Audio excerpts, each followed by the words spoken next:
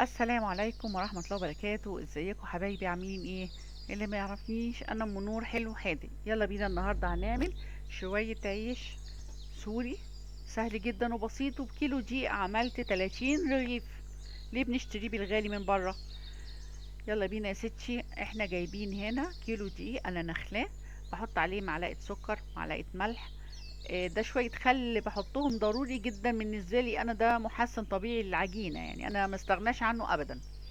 وريتك انا ازازه الميه دي اللي هي 30 ملي، دي فيها ميه دافيه. انا بحب استخدم ميه دافيه حتى لو ما فيش خميره، بحس ان هي بتخلي العجينه فيها طراوه حلوه كده، بتعجبني.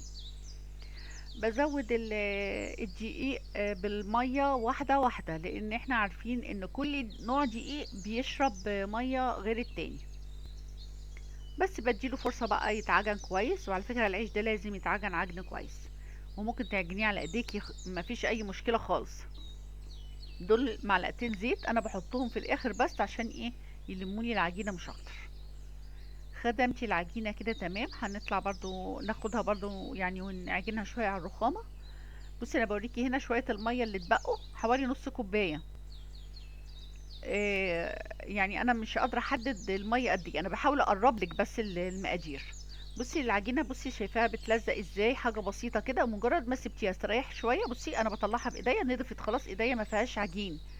وكل ما تسيبها تستريح خلاص مش هتلزق، وهتبقى طرية وخفيفة جدا في الشغل معاكي. وضروري ان انتي ما تزوديش دقيق، علشان هي لسه احنا هنرش لها دقيق، نفرد بالدقيق فعشان ما تنشفش، عشان الرغيف ما يطلعش ناشف. بصي انا بوريكي الطراوة بتاعتها قد ايه، وهي لسه ما استريحتش خالص. رشيت هنا شوية زيت واخدت العجينة، عملتها رول كبير كده، وابتديت اقطع كويرات. الحجم ده حسب كل واحد عايز رغيف صغير او كبير، يعني دي حاجة انت حرة فيها. بصي انا بكور ضروري كوري الرغيف كده عشان يبقى سهل معاكي في الفرد، يبقى الرغيف معاكي مدور، ما تبقاش العجينة طالعة من كل ناحية وشكلها مش حلو. فده اساس ان انت لازم تكوري العجينة كويس قوي في الاول.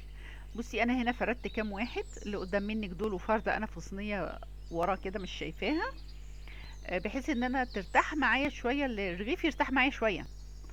بصي لو في حته تخينه بايديكي بتفرجيها كده، بتحطي 4 صوابع من ورا وبتشدي بالصبع ده. طب يعني طالما العجينه مخدومه، ما تخافيش خالص، شدي زي ما انت عايزه برفق عشان ما تتقطعش منك وهتتمط معاكي لان بقى فيها عرق.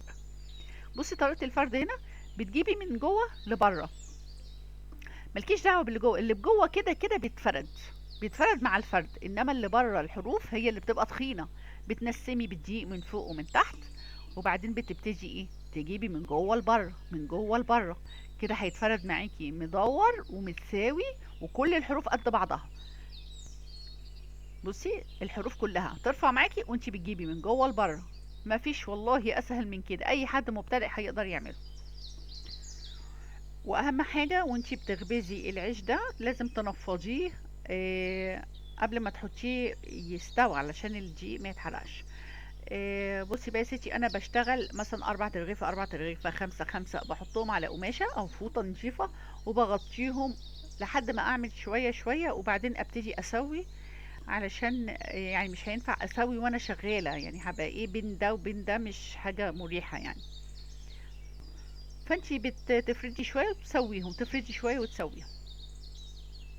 بصي هنا برضو بوريكي مرة تانية، بتفردي العجين كده بمنتهى السهولة. نعمل لولادنا العيش، سندوتشات الشاورما بتجيبيهم، يعني بتجيبي السندوتش بكام دلوقتي؟ بالشيء الفلاني من المحلات اياها اللي احنا عارفينها كلنا. طب ما احنا نعملها لولادنا في البيت، والله سهلة جدا. شوية شاورما وشوية فلفل الوان، وهتعملي احلى شاورما.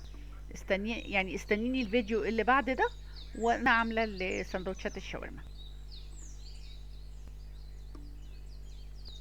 بصي يا ستي، مجرد ما حطيتيه على الصاج، ده صاج انا حطاه على نار هاديه جدا، مش عايز نار عاليه خالص، نار هاديه جدا. مجرد ما يدوب ابتدى يشمع، بتروحي لفاه جنب التاني. طبعا هنا انا نفضته من الدقيق قدر الامكان. لو الصاج بتاعك حسيتي ان هو فيه دقيق بيتحروق او هيبتدي يعني دي يبقى فيه زيادة، شيلي الصاج امسحيه، لازم تمسحيه بحتة قماشة عشان الدقيق ده ما يبقاش محروق في العيش بتاعك. بس بيستوي على الجنبين على نار هادية جدا جدا. بصي طري جدا طبعا، عشان تحافظي على الطراوة دي لازم تغطيه،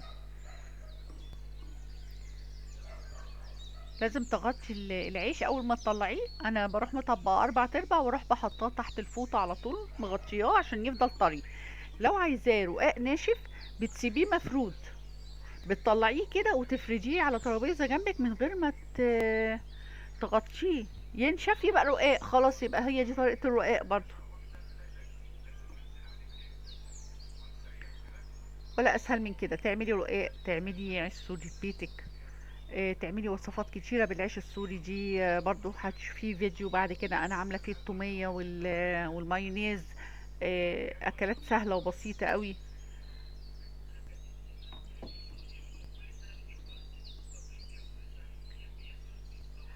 كلفنا نفسنا يعني. انت لو هتجيبي 30 رغيف سوري من بره هتجيبيهم بكام؟ ربنا يحسن ما بين ايديكي، وان شاء الله استنوني في فيديو جديد. باي باي.